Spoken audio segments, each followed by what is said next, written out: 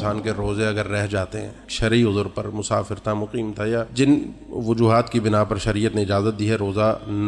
چھوڑنے کی، یا جن وجوہات میں شریعت نے کہا کہ روزہ رکھنا ہی نہیں ہے، ان وجوہات میں وہ روزہ نہیں رکھتا، اب بعد میں اس کے لیے شریعت نے اس کو کہا جاتا ہے علماء کی اصطلاح میں واجب موسع۔ واجب موسع کا مطلب یہ ہے کہ آپ کے لیے رمضان تھا، آپ نے روزہ رکھنا تھا، آپ نے نہیں رکھا، شریعت نے آپ کو اجازت دی تھی، اب آپ کے پاس اگلے رمضان تک ٹائم ہے، اگلے رمضان تک آپ روزہ رکھ سکتے ہیں، یعنی شعبان کے مہینے جو سیدہ عائشہ رضی اللہ تعالیٰ عنہ کی حدیث ہے کہ ہم شعبان میں جا کر اپنے رمضان کے روزوں کی قضا کیا کرتے تھے۔ اجازت ہے، لیکن اس میں بھی سب کا اتفاق ہے کہ جلدی بہتر ہے، یعنی لیٹ کرنا اجازت ہے لیکن جلدی بہتر ہے۔ انسان کو پتہ نہیں ہے کہ کیا کتنا رہے گا کتنا نہیں رہے گا۔ ان کے سیدہ عائشہ نے تو اپنی علت پیش کی تھی، اپنی وجہ پیش کی تھی کہ اللہ کے نبی صلی اللہ علیہ وسلم کی موجودگی تھی، تو اس کے علاوہ اگر نہ ہو تو وہ خواتین اسلام تھیں، وہ تو ایک سارا سال روزے رکھنے والی، وقفے وقفے سے جو شریعت کے طرف سے روزے آتے ہیں، تو اب اگر وہ انسان جو ہے وہ اس سال کے اندر روزے رکھے، لیکن بعض اوقات لوگوں کے رہ جاتے ہیں، کئی کے رہ جاتے ہیں، خواتین کے ہوتے ہیں، وہ پورا سال بھی نہیں ہوئے، اگلا سال آ گیا، اگلا رمضان آ گیا، اس سے اگلا آ گیا، 2-3 سال کے جو ہے وہ ڈیو ہو جاتے ہیں اور وہ روزے رکھے ہی نہیں ہوتے۔ اب ان روزوں کا کیا کرنا ہے؟ شریعت کی اجازت تھی آپ کو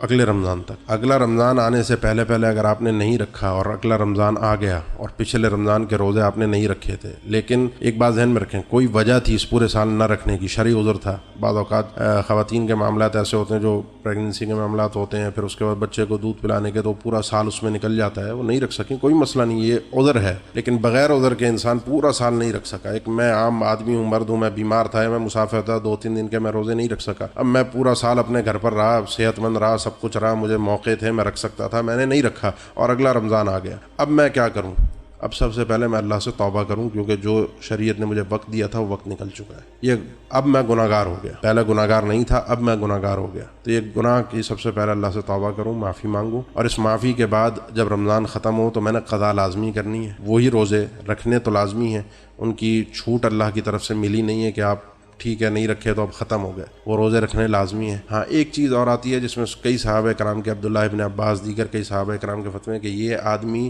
روزے کے ساتھ ساتھ روزے کا فدیہ بھی دے گا، روزے کی قضا کے ساتھ ساتھ روزے کا فدیہ بھی دے گا۔ کون آدمی؟ جس نے ایک رمضان میں شرعی عذر سے روزے نہیں رکھے اور اگلا رمضان آ گیا اور اس کے پاس سہولت موجود تھی کہ یہ روزے رکھ سکتا تھا، اس نے نہیں رکھے، تو اگلے رمضان کے بعد یہ آدمی قضا بھی کرے گا، یعنی جتنے روزے چھوڑے تھے وہ رکھے گا بھی اور اتنے ہی روزوں کا فدیہ بھی دے گا، جو کہ فدیہ ہے ایک روزے کے بدلے میں ایک مسکین کو کھانا کھلانا، کھانا باقاعدہ آپ کھانا کھلائیں مسکین کو، یعنی اس کو یا تو کھانا ہی پورا پکا پکایا مہیا کر دیں یا اس کو اناج کی صورت میں کھانا دے دیں، جس کو اہل علم نے آدھا سا قرار دیا ہے، یعنی جو ایک آدمی کے لیے کفایت ہوتی ہے ایک وقت کے لیے، تو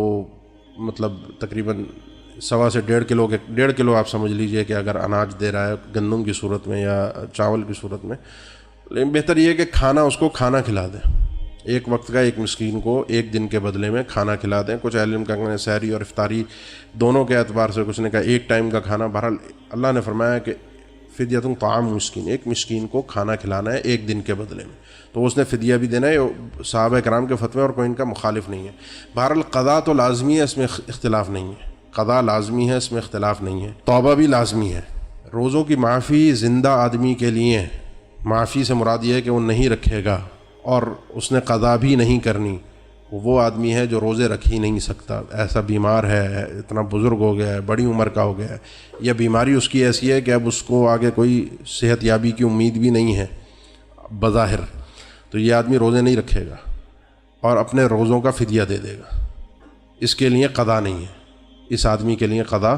یعنی روزوں کے بدلے میں روزے رکھنا بعد میں قضا نہیں کرے گا، اس نے صرف فدیہ دینا ہے، یہ صرف اس آدمی کے لیے اجازت ہے۔